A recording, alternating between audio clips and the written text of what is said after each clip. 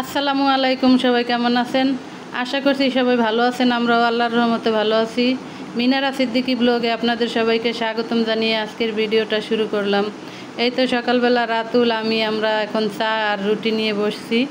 ফেসবুকে দেখলাম পোড়া রুটি খায়, তারপরে ভাবলাম আমরাও একটু রুটি পুড়িয়ে খাই। তারপর আমার মহারানীও খাইলো, খেয়ে দেখলাম মোটামুটি ভালোই লাগলো।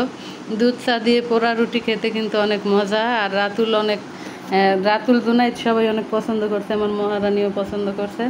সবাই মিলে খাইলাম, তারপরে শেষ হয়ে গেল, আরেকটা রাতুল পুড়িয়ে নিয়ে আসলো। সবাই মিলে একসাথে খাইলে এমনিতে তো একটু ভালো লাগে। আর সে তো খেয়ে লাইক দিয়ে দিল। সবাই মিলে এটা দিয়ে আজকে নাস্তা খাইলাম। ভিডিওটা দেখতে দেখতে এই পর্যন্ত যে যারা আসছেন প্লিজ একটি লাইক দিয়ে দেখেন। একটি লাইক দিয়ে দেখার অনুরোধ রইল। আপনাদের একটি লাইকই পারে আমার ভিডিওটা সবার মাঝে পৌঁছাতে। আর এই তো দেখেন আমার কিউটি বেবি তার আপাটার পাউডার নিয়ে কিভাবে দিয়ে শেষ করতেছে। আমি চাইতেছি সে আমার হাতে পাউডার দেবে না, কোনো রকম হাতে একটু লাগিয়ে দিল, বলে এভাবে দাও। আর সে কিন্তু অনেক দুষ্ট। তার আপাটা যদি এটা দেখে তাহলে তো অনেক চিল্লাচিল্লি করবে। সে তার লিপস্টিক তারপরে পাউডার পেলেই নষ্ট করে ফেলায়। কতটা লিপস্টিক দিয়ে সে নষ্ট করছে এই পর্যন্ত। তারপরে তো এখন কচুর গাঁটি এগুলো সিদ্ধ করে নিছে, এগুলো এখন আলুর মতো ছিলে নিব। আজকে এই ঘাটি দিয়ে টক রান্না করব। আর বাহিরে মুষলধারা বৃষ্টি হচ্ছে। আমাদের এখানে তো কয়েকদিন যাবত অনেক বৃষ্টির সময়টা আমার কাছে খুবই ভালো লাগে। বৃষ্টির পরে যে একটা ওয়েদার থাকে না, সেটা আরও বেশি ভালো লাগে। আর আমাদের এখানে চাইরু কিনারে বিল্ডিং, তো তাই বেশি একটা বোঝা যায় না, দেখা যায় না।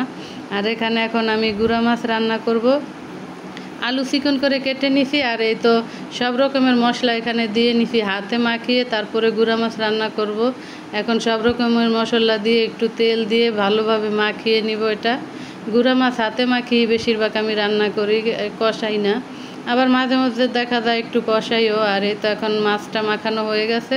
এখন আলুগুলো আমি দিয়ে দিব। খুব সুন্দর করে চিকন চিকন করে আমি আলু কেটে নিছি। আলুর সাথে একটা টমেটো দিয়ে দিলাম। এখন এটাকেও আমি অনেকক্ষণ লাগিয়ে ভালোভাবে মাখাবো। মাখিয়ে তারপরে অল্প একটু পানি দিয়ে দিলাম। এখন চুলায় বসিয়ে দিব, একদম পোড়া পোড়া হইতে থাকবে। তারপরে আমি একটু ধনিয়া পাতা দিয়ে দিব। আর এখানে ভাত বসাইছি। আর আমার গাটির জন্য এখানে ইলিশ মাছের মাথা, ডিম এগুলো নিয়ে নিছি। এখানে আমি তেল পেঁয়াজ কিছুই দেই নেই, সব রকমের মশলা দিয়ে এখন আমি গাটি দিয়ে দিব। আর আমার গুঁড়া মাছ বলক এসে গেছে, 2টা কাঁচামরিচ দিয়ে দিছি। আর এই তো ছিলে রাখা গাটিগুলো এখন আমি হাতে মথে নিব, একদম আলুর ভর্তার মতো করে মেশ করে নিব। তারপরে এই তো এখন মশলাটা কষানো হয়েছে, এখানে দিয়ে দিব একদম ডালের মতো একটু বেশি করে পানি দিয়ে তারপরে জাল করব। এখানে আমি একটু তেঁতুল অ্যাড করব, এটা টক হবে।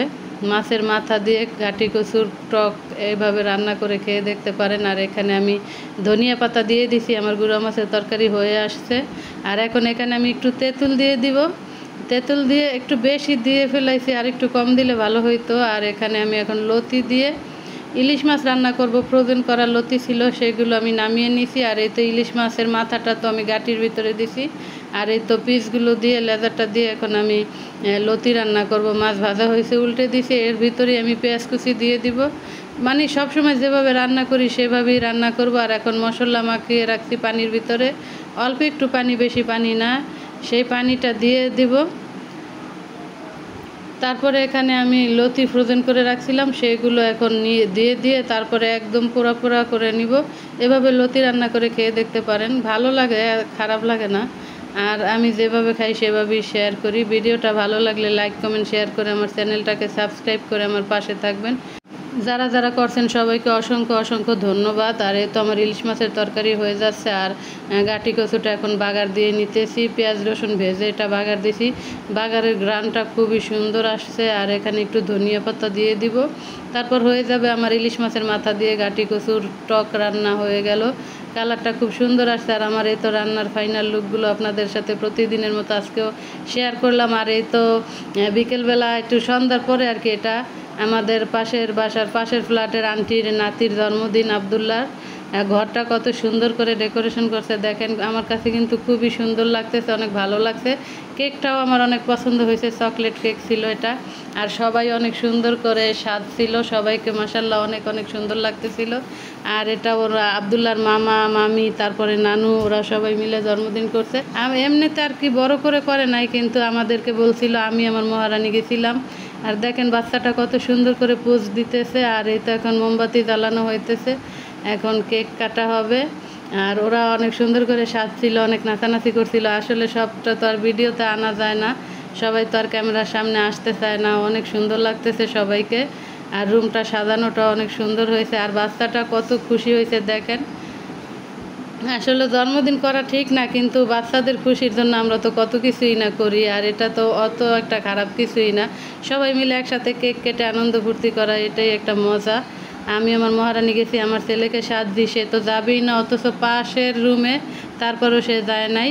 আর এই তো কেক কেটে এখন ওর মাকে, তারপর ওর মামা মামি, ওর নানুকে খাইয়ে দিতেছে, সবাইকে জোর করে খাওয়াইতেছে। আসলে ওর কেক ও নিজেই খাবে, তাই একা একা খেয়ে নিতেছে। আমি বলি সবাইকে খাইয়ে দাও, না সে নিজে একা একা খাবে। এক হাতে নিজেরটা খাইতেছে, আর এক হাত দিয়ে সবাইকে খাইয়ে দিতেছে। আর নিজে দেখেন কত সুন্দর করে ডিজে ডান্স দিতেছে, ভালোই লাগতেছে কিন্তু। মাশাল্লাহ, সবাই ওর জন্য দোয়া করবেন। আর নুহান বাবু এখানে বসে আছে। এখন তো সবাইকে কেক কেটে দিয়ে দিল, কেক, কলা, চানাচুর, নুডলস, তারপরে ঠান্ডা 7 আপ ছিল, সবাই মিলে খেলাম আলহামদুলিল্লাহ।